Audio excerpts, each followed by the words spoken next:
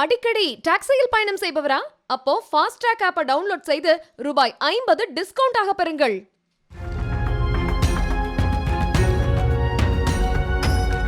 சேலம் மாவட்டம் மேட்டூர் அருகே சானாரப்பட்டியில் குடிநீர் வடிகால் வாரிய ஒப்பந்ததாரரின் மனைவி கொலை வழக்கில் கணவரே தனது மனைவியை ஆள் வைத்து கொலை செய்தது தெரியவந்துள்ளது. கடந்த 26ஆம் தேதி இந்திராணி என்ற பெண் தலையில் கல்லால் தாக்கி கொலை செய்யப்பட்டார். கொலை தொடர்பாக பாலமுருகன் என்பவர் கைது செய்யப்பட்டான்.